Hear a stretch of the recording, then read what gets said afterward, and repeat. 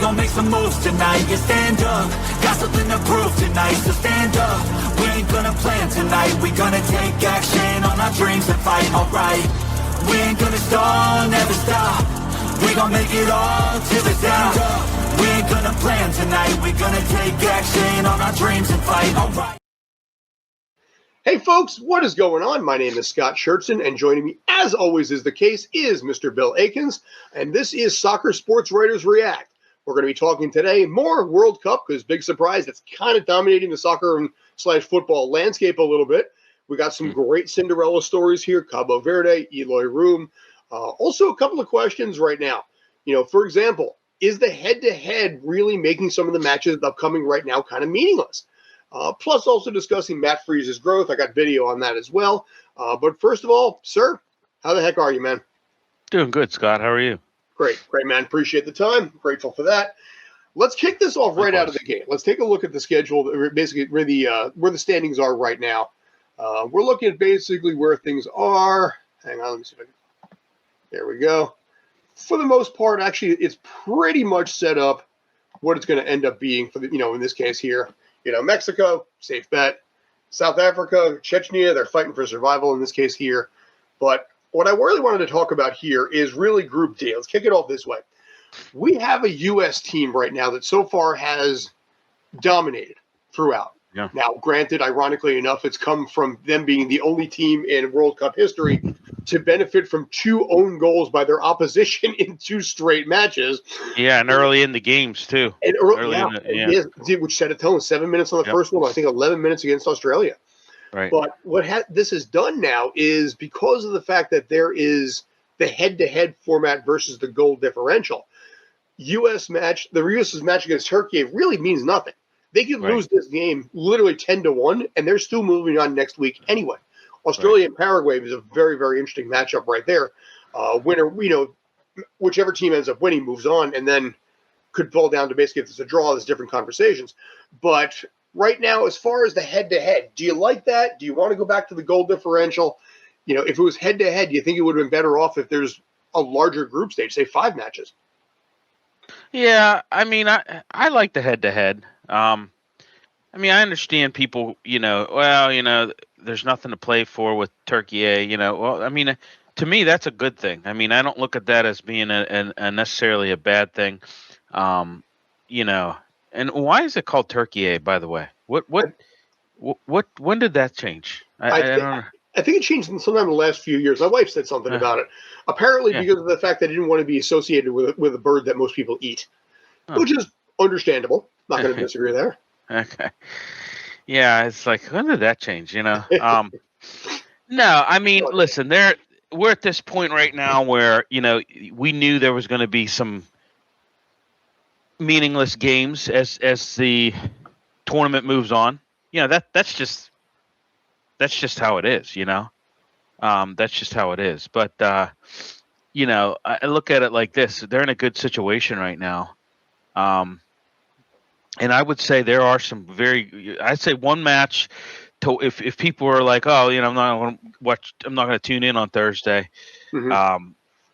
Tune in for Scotland, Brazil. Yeah. I mean, my God, that's going to be a very good match. I mean, so there are matches to watch. Tune in for the Golden Boot race. Messi and Harry Kane and Holland. Tune in for that. Tune in. There's a lot of, there's been some early group stage exits as well, Panama, Jordan, and Turkey A. So, but, I don't know. I like it. What do you think? What's your take on the whole thing? I think the head-to-head works better if you had a larger group stage. Maybe you had something I'll give you that. Each team maybe twice. Right. I'll give you that. Because in this case here, okay, cool. They beat Australia. Yeah. Boom, one and done. It loses a little bit of the magic there, where here in the U.S., obviously, head-to-head is pretty common. You could face, especially in baseball, for example, you could face the same team 10, 15, 20 times. NFL, you're facing teams inside the division twice, and that makes a bigger difference. Here in a three-match round robin, I think it loses a little bit of that intrigue. Luster. Yeah, because right now, what's the U.S. going to do? They're going to rest all of their Oh players. yeah. It's a Yep. 10 p.m. start, which means nobody's going to Right. watch it anyway, Right. especially on the Exactly. East Coast. Yep. And, Turkey has nothing to play for, which means they're playing for pride to go out, even though they're going home after this match. U.S. is obviously moving on to round of 32 after this. So it's kind of a dud match. Yeah. Well, it is. I agree with that. And there's no way, obviously, of knowing that it's that you're going to have some. Well, you're going to have duds, but you don't know which matches and which teams you're going to have these Sure. duds in. So I get it. It Yeah, is. It's the first time in World Cup history they've decided to go that route, and I think it also falls into the rest of the world saying America's got America this thing. Yeah. Well, yeah. I mean, and you can also have the argument that 48 was too much, anyways. In that whole situation. But yeah, I mean, if I agreed, if you would have expanded, maybe that would be better for head to head. Yeah. I think if the group stage was 6, I think head to head would have been better because you would have faced each team twice. Twice, right? And you'd actually had something to play for probably each time. Yeah. Tomorrow night, is Matt Freese going to play? Is Reem going to play? Mulligan. I mean, I would not be surprised if they actually just send out the entire B squad on something like this and phone it in. Well, and Turkey might do the same thing too, as well. Well, Matt said that Turkey's going to be home to play because they're not going to go out. They don't want to go out 0-3. They want at least to go out with a win, and I don't blame them in the slightest for wanting to do that. Yeah. But, yeah. I mean, yeah. You convinced me. Well, maybe yes, maybe no. We'll see what happens. But like I said, right now we'll come back to the standings and the schedule coming up shortly. But one of the things that I think is interesting with this whole, like I said, the magic of the 48, which again I was not a big fan of this in general. Right. Cabo Verde. Yeah. This is to me. I don't know. Maybe you see something differently here, but this is the Cinderella story of this World Cup 2026. Basically a small little country with like 530,000 people in it. No one in the U.S. could probably point it out on the map. 1 out of 100 could probably find it, even now. And here they are. They've got a great shot of actually moving to the round of 32. Yeah. Yeah, and I mean, you always have. I think every World Cup, you always have that team that everybody's surprised about. Yeah.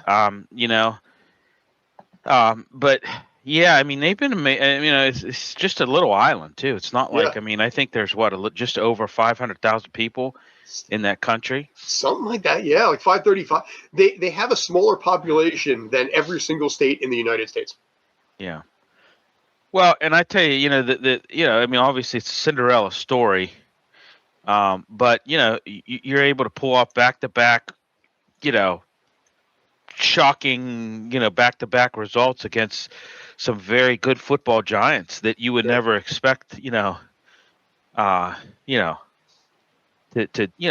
expect them. I mean, I was shocked when they drew Spain. Yeah. In the opening match. I mean, and then when you do a 2-2 draw against Uruguay, that's just it's pretty shocking. I mean, like I said, you're always going to have. I think in every World Cup you have a Cinderella story.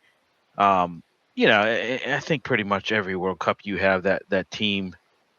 That's just surprising and doing surprisingly good. I don't know that anybody saw this one coming. What do you think? I mean, I think it's funny. After Spain happened, I was willing to give them a better break on this. Spain had a 92% chance of winning that match. That says something. Forget draw, loss. No, 92% chance of winning that match. Right. And that right there says volumes. 11 matches out of 12 they win that.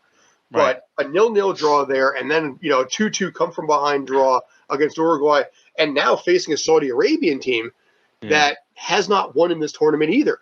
Right. And I think it makes it really interesting for them a little bit because Saudi Arabia is obviously got to play spoilers on this, but Cabo Verde is very simple. With a win, they're in. Yeah.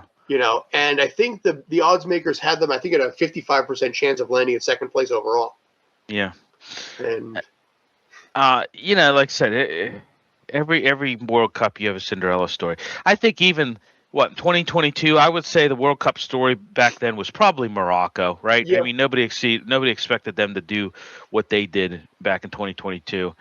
They kind of put themselves on the map, and expectations are high for them going into this World Cup. I just think from 2022 and what they were able to do. So Cabo Verde, I mean, they're kind of, I mean, you're sitting, like you said, winning, you're in that Group H.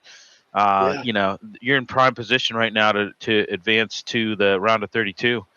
And you got that coming up, I think, on Saturday against Saudi Arabia. Yeah. So, And like I said, for them, I mean, the reality is they, when they get to the round of 32, I think at that point that might do it for them. yeah. But you know what? For that country, it's something massive to build on for 2030. Oh yeah, absolutely. You got a 40-year-old goalkeeper too. Yeah. And Diaz. So hey, shout out to us old guys. So, but he had a clean sheet in his World Cup debut too. He had a clean sheet. Yeah. But Yeah. Clean sheet against Spain again. We'll point that one out. Yeah, right, against Spain, right? And one of the teams that was an odds-on favorite to win this whole thing. Now maybe Spain was thinking too far ahead at that point, which is entirely possible. Yeah. But, so they're pretty. It's pretty awesome what you're seeing from them. So. Now, first of all, let me ask you a question with a follow-up question, depending on your answer. Right now, do you think that Cabo Verde can win against Saudi Arabia? They've had 2 draws now. Do you think they need a win? They need a win. Do you think they get it? I don't know. Maybe I'm gonna. You know what? I hate to be a spoiler here. I'm gonna say no. I'm gonna say Saudi Arabia beats them. I think that maybe this Cinderella thing ends Saturday. I just got a feeling. I kind of got a feeling. I don't know. Maybe I'll be wrong. But I don't know. Saudi Arabia's pretty good. Yeah, I mean, they're not. They're not like world beaters, but I don't know. Maybe I'm. No, I don't think you are. I mean, do I want you to be wrong? Yes, I do. But do I think that? I mean, do they get another draw? Yeah, very possibly. Right. And then what does that do from there? Because obviously Uruguay would probably, I believe, moves on and go on differentials.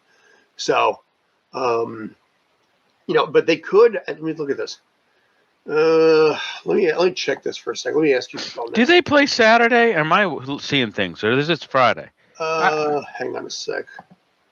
No, it's Friday. My bad. I was looking at the wrong thing. Yeah, Friday, Senegal. Yeah. Actually, both teams play on Friday. Cabo Verde, Saudi Arabia, and Uruguay, Spain, both at 8 p.m.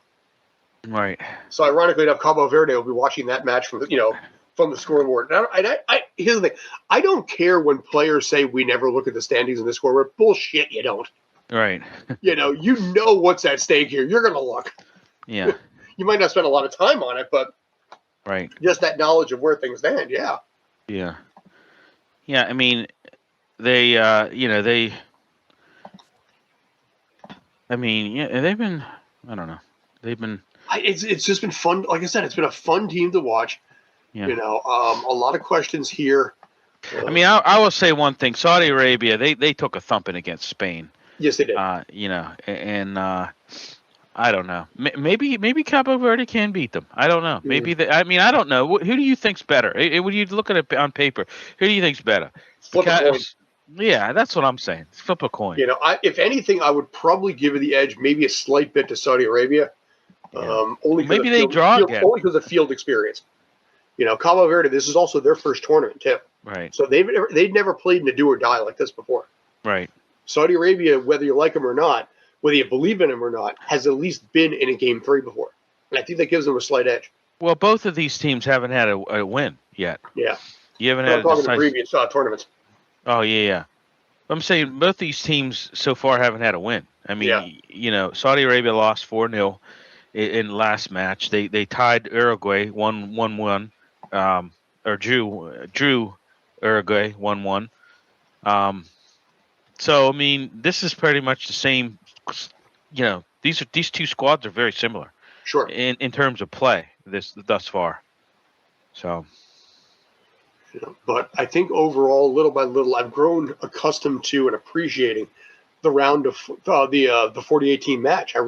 I was kind of against it, but it's made for some interesting storylines here. Yeah, and I'll say this too. The one thing with Cabo Verde, they came from behind against that match against Uruguay, and they were able to draw it out, which is pretty impressive. Yeah. But, go ahead. Sorry. No, that's all I wanted to say about that. Like I said, I don't think they've got the magic in them, but boy, would I love to be wrong on something like this here. Well, yeah, I mean, I don't know. I think you're spot on. Flip a coin. Yeah, flip a coin on this. I would say probably 55-45 in favor of Saudi Arabia is the way my math is going in my head. Right. Slight edge, but not nothing over the top, but still something that could be a difference maker here. And again, this is also a Cabo Verde team that is playing to win right now too. Right. They know the pressure's on them right now. Yeah, you got to win. You can't draw. Yeah. So. But again, you sit there and you root for. I mean, honestly, I think when it comes right down to it, you kind of, if you're Cabo Verde, you root for Spain. Yeah. You root for Spain to just get out in front, win 3, score 3 in the first half and cruise, because that'll take the pressure off of you a little bit. Right. Yeah. Exactly. Yep. Because in this case here, I mean, if Uruguay loses and Cabo Verde draws, Cabo Verde moves on anyway. Right. 3 points to 2. Right. So yeah, I think if you're Cabo Verde, you're all in on Spain. Yep. Yeah. So. Exactly. I agree. Right. So let me swing to the next thing. I'm kind of flying right here too. You probably saw this, but Eloy Room. Mm-hmm. Did you see what he did the other 15, night? 15, yeah. 15 save performance, yeah. I think first time in World Cup history, 15 saves for a clean sheet. Yeah. Well, if you're him, you're a little bit pissed at your defense, I think. Oh, 100%. Yeah. To put you in that. I mean, I guess it's a good. I don't know. I guess it's a good milestone if you want to. I mean, I don't know that it's necessarily a good milestone, but it's a milestone that's going to get you recognized. Let's just put it that way. But sure. You have to kind of look at none of these saves are easy though. No, you have to kind of look at he shouldn't have been put in that situation by his team. So. But I mean, he was just playing on his head this entire match. Right. Mm-hmm. And it was like basically it was volleyball. It really was. Yeah, and 3 straight saves right there. He's another guy, obviously plays for Miami, Inter Miami, or I'm sorry, Miami FC. Right? Yeah. Yeah. I was like, he plays for. No, you're fine. Yeah. So, but yeah, I mean, like I said, against Ecuador, 15 saves. Yeah. Clean sheet. Yeah, clean sheet. I think wasn't it? Who did that? There was another 15 save performance in a World Cup match, I think, as well. I forget who it was. I mean, was it maybe Tim Howard? Maybe he might have. Yes. Back in the day. But that wasn't a clean sheet, though, was it? I don't believe it was a clean sheet. I don't think it was a clean sheet. I think it was because that was in 2014, I want to say. Yeah, that happened? 16 saves in a 2-1 loss against Belgium in 2014. Yeah. Yep. 16 saves is fantastic, but you still lost 2-1. You still, exactly. Still lost 2-1. Yep. But yeah, he did in Curacao, again, one of those tiny little teams that nobody really expected to have a lot of success on something like this. Nobody ever really thought they were going to go that far. But again, making a name for himself on a worldwide stage. Here's another thing, too. Here's another aspect to look at it from just a country standpoint. If you're Cabo Verde, you've got to capitalize. I mean, I'm saying as a country, you've got to capitalize on this. If you're able to advance, and I mean, I think at this stage, just being one of the top, news headlines. I think you've got now global visibility if you're a country, right? Sure. And if I'm any kind of government leader in that in that government, I'm like, hey, we got to leverage, our success so far in the World Cup to develop some things, some maybe business partnerships, Mhm. maybe boost your foreign investment because, I mean, there's just a lot of things that can come of this from a country and economic and, standpoint. I mean, I, it's, I mean, if you think that they're not, thinking about that, I think they're definitely, Well, here's the funny thing about this, and let me get your thoughts here. You mentioned obviously part of the USL with Miami FC, and when it comes to Miami and the sport of soccer, Miami FC is clearly the second tier versus yeah. Inter Miami here. Oh yeah. If you Mhm. are an MLS club, do you take a flyer on a 37-year-old? At least maybe as a backup, depending. Well, yeah. I mean, I think we said that just right before our show, right before the World Cup. There's a lot of these guys who maybe are in that second tier, in leagues around the world that now can showcase their talents, and now you may have, some opportunities that you didn't have before. Sure. Just by the visibility factor in the World Cup, with the fact that everybody's watching it and everybody's looking at performances and individual performances and how, wow, never knew this guy was that good, playing for a USL club. Yeah, no, I think it's definitely something that you could definitely see him maybe make his way on a MLS roster, very soon. Now I'm looking at the schedule that he had here. He played looks like Pittsburgh. He does get Pittsburgh twice last year in Yeah. Pittsburgh. I think of it as Yeah, he wasn't here for the last match we had. Okay. Just a few matches ago, we played Miami FC at home. Okay. Yeah, I'm looking at the schedule right now. Yeah. He just played against them a couple, against Pittsburgh in Pittsburgh a couple weeks ago. Yep. Miami did. Yep. So. Yep. So. And then win last year, and then a 1-1 draw. I wonder if you might have been at that game too. I wonder. I think I definitely was. Late July of last year. Yeah. I feel like you were. Weirdly enough, yeah, I was. A year before anybody knew who he was. Yeah. Oh yeah, I definitely was. I mean, I didn't miss a game match last year, so haven't this year either. No. But no. I mean, I think it's like I said. There's a lot of people a lot of guys that look at this as this is a way to showcase your talent, and this is a way to kind of just this is your opportunity. This is your golden opportunity. Sure. So. And like I said, for someone like him right now, again, his age is going to hurt him a little bit. Right. But maybe he lands an MLS deal as like a backup or a third string. There's always a need for a backup and third string somewhere. Right, and at that age, you're just kind of like, hey, this is the last straw to make it to the top tier. This is it. 37 years old. That's. I mean, for a goalkeeper, that's. I guess. But not decrepit. Right, exactly. And I mean, maybe if you were a center back, that would be like, that you're way past your prime, So.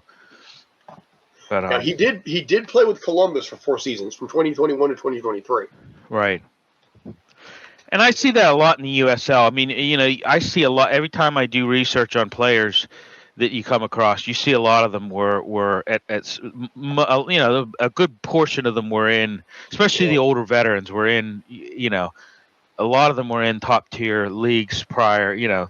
At some point in their careers. Yeah. So. He did. Yeah, I was like, he did have a fair number of starts there too. Yeah. With Columbus, he had 29, 59, 63, 93. Yeah, he had 93 starts. Yeah. With Columbus, that's full-time work right there. Right. I think Columbus won in 2020. Yeah, I believe. Yeah. So. Yeah, when did they win they won in 23? Yeah. Yeah. What I thought. So yeah, that was the year everybody thought Cincinnati was going to win it all, and they were stunned by Columbus and what they were able to do in that in that playoff. So sure. But yeah, no, it's that was a different Columbus Crew team back then. That was still Nancy, I think Cujo Hernandez was still with that squad. Yep. I think Malte Amundsen was with that team too, I think. Well, that was that squad that kind of just we covered it when we did stoppage time back then. I remember saying this is one of these under the radar teams you got to really watch out for. Yeah. And so. Well, I remember because I was supposed to interview Malte Amundsen when he was with NYCFC, and they canceled it, say they were working on some hamstring stuff, which okay, fine. And then within like 3 or 4 days, they immediately transferred him over to Columbus. I'm like, well, shit, that interview's never going to happen. Yeah. Right. But that was such a different Columbus crew, team then, because Wilfred Nancy was just so good. Oh yeah. I'm disappointed things didn't really work out in Europe the way I was hoping they would. Right. But I always liked him too. He was a good combo. Yeah. So, all right. So let me swing over here. So I got another video here. This one came through the press conference yesterday. This is U.S. men's national team goalkeeper Matt Freese. A nice little question in this case regarding team chemistry and unity and everything like that. So the question was very simply about the bond that they had and the fact that Chris Brady took a shot in the face, actually. Yeah. Oh, you guys seem so close. Yesterday, Chris took a ball to the face. Everyone else was busted out laughing. Just how close-knit is this group? Yeah, I think I've heard before I got here, I heard from some people, some mentors, that it's such a special experience. Obviously, there's the World Cup and there's playing in the World Cup, but what they were talking about was how a group bonds and how a group becomes a family within a World Cup setting. And I didn't really know what they meant, but now I know what they meant. It's such a special feeling to, we go back to our hotel and it's very isolated, very secluded, and it's just us there. And we really just get to be ourselves and, bond and become cohesive off the field. So, good kid. Mm-hmm. Just watching his growth has just been absolutely a treat and a half for me since 2023. And to see this right now, I'm really proud of him. Europe's calling. Yeah. NYCFC is going to be disappointed by this, but Europe is calling. He's given up one goal so far. He's gotten a clean sheet in the U.S. men's national team on the World Cup stage, and he's moving on to the round 32 regardless of what happens tomorrow, even if he doesn't play tomorrow, which he might not. It might be Chris Brady. But he is making such a name for himself right now that the clock is ticking. Smart guy, too. Harvard guy, Yeah. So. He credits a lot of his success to his mom. I don't know much about his father. He never talks about his father. But his mom actually has a charity that works with animals out in Pennsylvania, so he's very deeply involved with that.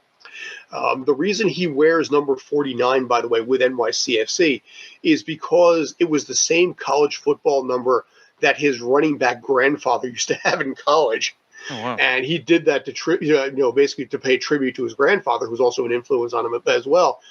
Just from experience and video and everything like this. So he's a different breed of player.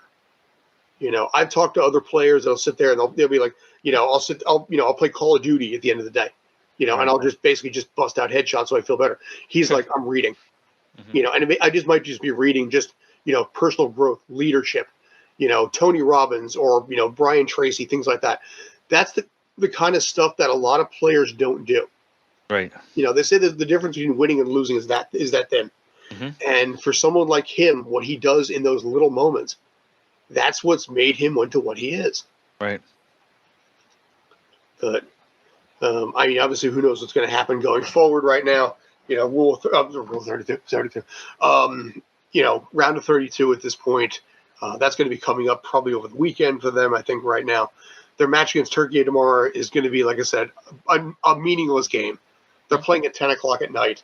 But what's interesting now is that the teams, it gets really interesting starting on Sunday. Yeah, it does. It does get really interesting. I agree. So, we don't have a lot on the schedule right now. Germany's scheduled right now for Monday the 29th at 4:30 p.m., Mexico on Tuesday. But there's not a whole lot in the round of 32 at this point. The U.S. is scheduled now Wednesday, July 1st, 8 p.m. Who they're playing is unknown at this point, but a Wednesday night start. You can guarantee Fox is going to be loving those ratings. Oh yeah, yep. I mean, watch for Scotland and Brazil Friday. That's going to be a good one. I think that's really going to be a good match. By the way, sorry, go ahead. I cut you off. Sorry. No, I mean, I just think it's going to be a really good match. I mean, they're, I mean, Scotland, this is the chance for them to reach the knockout stages for, the very first time. So, did you hear what Robert Kraft said about the Scotland fans? I did not. No, because they were playing up in Foxborough, and obviously Scotland was playing with all Scotland energy. Yeah, he wants the NFL. He wants the Patriots to play an NFL game in Scotland now. Oh, okay. Because just the environment and the energy and all this he'll probably get it too. Well, all you got to do is watch Scottish Premier League. Go watch Celtic and the Rangers play. Yeah. And I mean, my God, and I've said this before. Even Mikel Arteta can attest to this. The Scottish Premier League, it's a different kind of football. I mean, it's tough. It's not. They're just Mikel Arteta said when he played for the Rangers, that's what really toughened him up. He said because you had to be tough to play in the Scottish Premier League. You couldn't be you had to be tough because it was probably the most physical, football league in the world is Scottish Premier League. I would say. I mean, just go watch a match and you'll see what I'm talking about. It's funny. You see a lot of these leagues out there where it's much more physical. And this is something that the U.S. I don't think is really that familiar with and that experience with. Scotland, Brazil. I mean, you mentioned these two teams. There's going to be so much violence in this. Well, and after our last home match, for the Riverhounds, I had my one buddy who's a Haitian. He met me at the field and they had a watch party directly after the match against Haiti and Scotland, and he even said, like, man, this Scotland team's like they were complaining because they thought a lot of fouls, should have been called on them. And, they were very surprised at the physicality. And I said, this is what they do. I said, go watch the Scottish Premier League. You'll see what I'm talking about. I said, you'll see, it's a different brand of, it's more physical. It's a more physical, brand of football. So. Well, that's the funny thing that's caught, I think, some of the U.S. players off guard a little bit. And that's why I think the friendlies can be beneficial because you'll play a team like Australia, for example, who's also extremely physical. And seeing how they handle certain things. The U.S. was unprepared for that physicality, I think, a little bit, or at least early on. Yeah. And it took a little time for adjustment, but it also, at the same time, was like, why were you not prepared for this? Did you not know who you were facing? Yeah. Well, I'm going to tell you right now, I'm going to make a prediction. I'm going to go out on a limb here, but I'm going to say Scotland beats Brazil. They're going to beat them. They're going to beat them Friday night in Miami. I'm telling you, it's going to happen. Scotland's going to it's going to be a rude awakening for Brazil. I'm telling you, Scotland's going to beat them. They beat this squad. Not draw, they're going to beat them. Wow. So okay. When we're on here next week, if I gotta eat crow, I'll eat crow. But I'm telling you, I'm making my prediction. In this case, also, if Brazil draws, they still move on. Right. So they've got a lot to play for right now. Even for drawing, that would give them the 5 points. They'd move on. That's fine. But for Scotland, win and you're in. Brazil, don't lose and you're in. Right. And whatever happens to Morocco happens to Morocco. So. Well, I'm going to make a prediction that they don't draw them, they beat them. I'm going to say Scotland beats them. Scotland's going to beat them. I don't know the score yet, but they're going to beat them. But I don't know. Maybe at the same time, maybe if Haiti crushes it, but Haiti at this point has not yet scored a goal in this tournament. Yeah. But if Haiti crushes Morocco, Scotland, I believe, can still move on with a draw. But at the same time, this is going to be an extremely physical game, very violent, probably a lot of yellow cards on this one. Because, again, you're playing for everything you've got here. Yellow cards, red cards. This could be fun. This could be one of those things that you kind of like make movies out of. This is the match to watch here in this, this week. So, but yeah, and isn't it fun? I mean, I hate to say this because, like I said, I have a good friend who's Haitian, but it doesn't really seem like Haiti's this is too much for them. They're just kind of Well, they were ranked 48 coming in. Yeah, but I mean, you expected them to be a little bit better than this. I mean, it just seems to me like they're above over their heads, I think. Yeah, Haiti has dropped all the way down to 87. They were 48 Yeah. when they came in. They're 87 now. Yeah, and they're above. They're in above their heads, I think. So yeah, it's kind of disappointing a little bit. I was hoping for a little bit better from that, but again, Yeah. at least I have Cabo Verde to basically to fall back on a little bit. Right. Exactly. So, Yeah. all right. So, do you have anything else, or you think we're good? I don't really have anything else. I mean, I guess no. I think we covered it. Cool. I mean, I'll say one thing. I was a little bit shocked by England. Yeah. Oh yeah. You know, Kane had that miss too. Apparently, Yeah. someone cursed him right before the match too. yeah, I heard that. I don't know. I mean, I Do what really you gotta kind do to help your team, right? of yeah. That was what the But team. you had an early chance to secure and you didn't do it. I don't know. I mean, it Yeah. just kind of was like I expected them to. I expected them to come out and beat Ghana. I did. Mhm. I didn't expect that to happen. I mean, again, the chances are pretty likely they're going to move on anyway, but it's Right. Sure. surprising just the same. Yeah. Absolutely. And after this, it doesn't matter because it's all, it's at round of 32. And that's where, like I said, everything gets interesting. Right. So, yeah, remains to be seen what ends up happening here. We'll talk about this again, I'm sure, fairly soon. Yeah. We good? Yeah, we're good. Cool. Wrapping up right now. Thanks for the time. My name is Scott Churchson. Joining me, as always, is Mr. Bill Akins. Thanks. Yada, yada. Like, comment, and subscribe. You've heard all that rot already. Take care. Stay awesome.